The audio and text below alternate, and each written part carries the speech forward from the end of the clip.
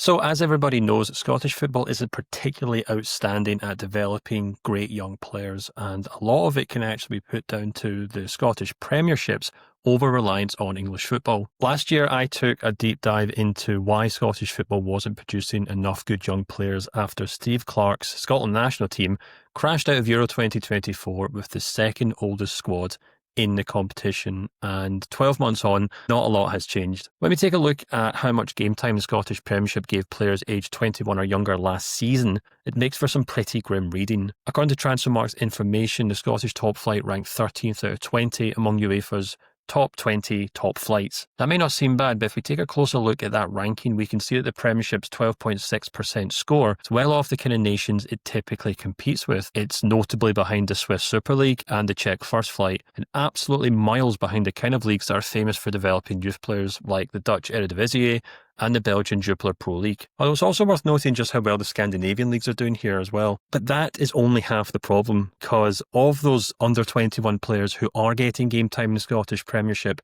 a huge chunk of them are actually players who are on loan from English clubs. As we can see in this graph, Premiership clubs have grown accustomed to hoovering up young players on loan from English clubs to fill the holes in their teams.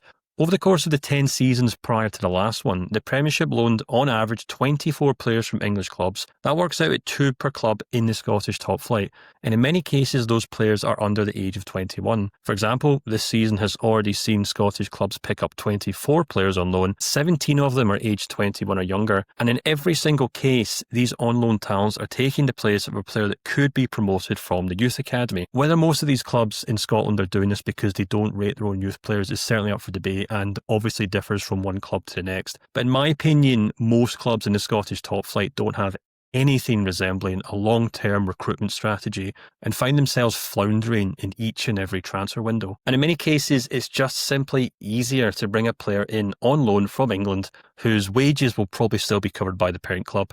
We see it at smaller clubs like Falkirk, but we also see it at bigger clubs like Celtic and Rangers. It's an easy fix, and in many cases, it's entirely understandable. Clubs have their own prerogative, and we all know that the Premiership, being a smaller league than it is, certainly doesn't have many mid-table spots that allow clubs to take a breather and plan for the future. But in the long term, over the course of an entire league, is having a huge impact on the development of young players in Scotland, and it might prove to be something that really limits how good our national team can be in the future.